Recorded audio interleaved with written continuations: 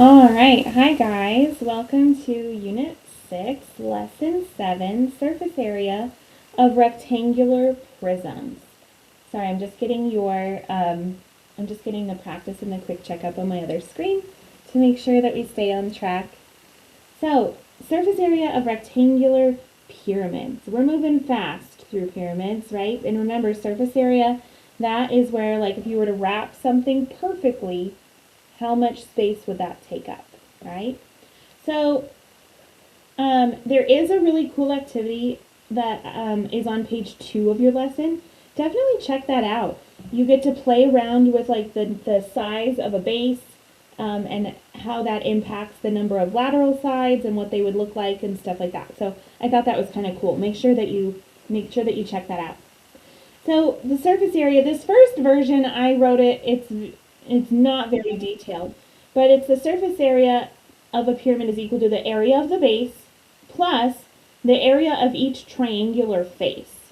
Okay, so and depending on what type of rectangular prism you have, or I'm sorry, rectangular pyramid you have, that might change. It could be that there's like two identical sides going this way, two identical sides going this way, or they might all be identical because maybe it's a square base, right? So that's kind of why I wrote it like that, but we'll go into more detail here with some of our examples. For our first example, this is number 4 on your practice. They just want you to label each part of the pyramid, which I already did this in my last video, but I figured it's always a good review. Now, the other specific thing that we need to think about is that they ask you to put the number in each spot that correlates with the word. So in this case, so like for apex, that's this up here, right? It's the vertice that's across from the base, that we would put the number 1, okay? And then 2, the base, let's see, I think that would be this one here. Okay, this is the base, right? It's that bottom, it's the one it's sitting on. The edge, I believe, is this one. Okay, like right here, this is the edge, right? That's just one example. It's where the faces meet. Okay, their sides meet. For the face, that would be this one, right? It's just like they're trying to put that right on the whole front side of that pyramid. And then the slant height, that's this one here. That's like what is the what's the distance from the apex down to the base? That would be right there. Okay, so that's how you would fill that in on your actual practice as well. Now, number 2 is number 5 on your practice. It says find the surface area of the rectangular pyramid. Now, they were really nice, and they gave us the slant heights, so we didn't have to worry about that. In your lesson, they do talk about like how to find the slant height using the actual height of the pyramid. Thankfully, you don't have to do that. Okay, so even I stressed a little when I was reading through the lesson. I was like, oh my goodness, this is a lot, but we don't need to worry about that. So what I was saying earlier is that really with the lateral faces, like the front lateral face and the back lateral face, those are identical to each other, right? And same with like the right and the left lateral faces, those are identical. So we have 2 of them, right? Which is really nice. So there's a couple different things that we can consider. We can think first, let's find the area of the base. Well, that is, let's see, that is this rectangle here, right? This is it's our 8 by 10, okay? So the area of the base I can find by doing 8 times 10, right? It's a rectangle, and we just do base times height, all right?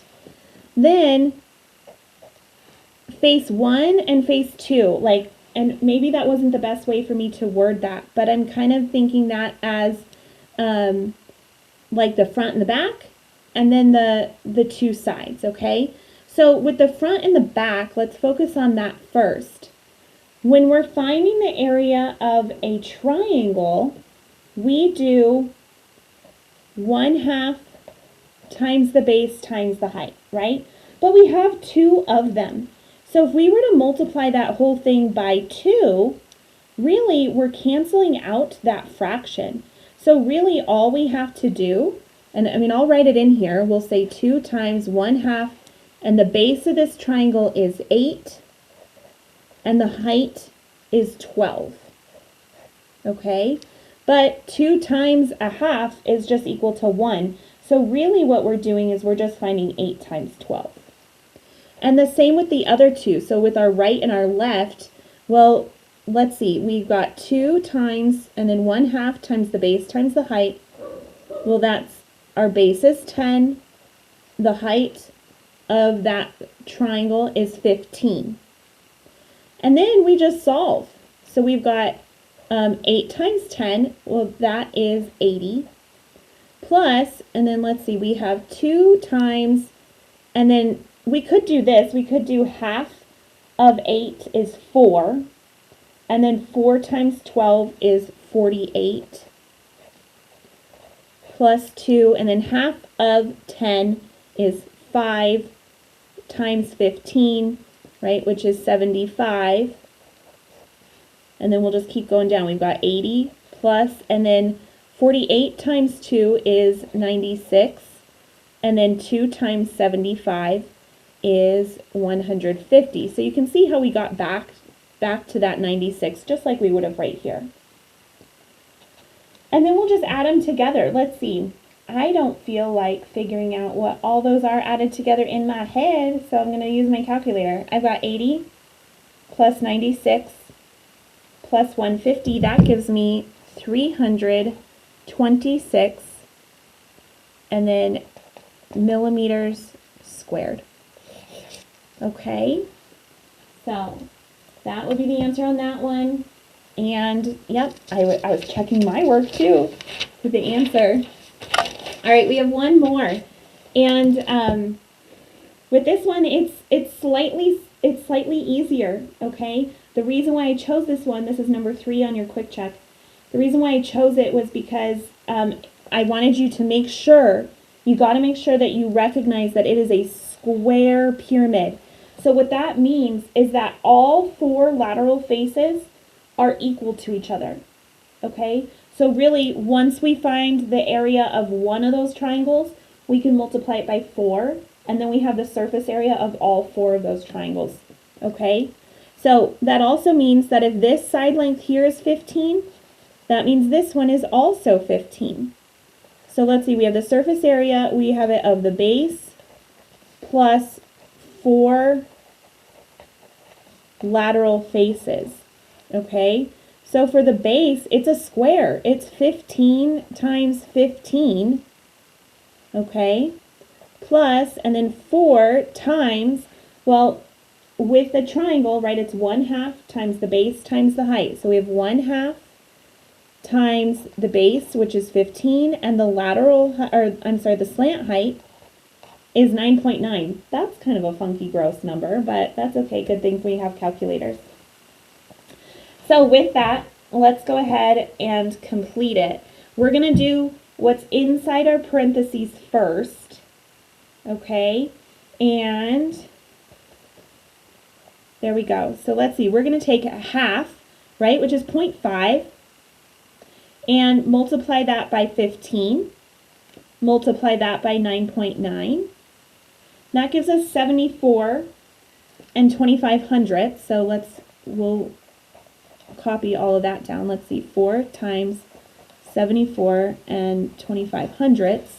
But then we can multiply that by 4. Oh, look at that. It got rid of our decimal. Right? That gives us 297.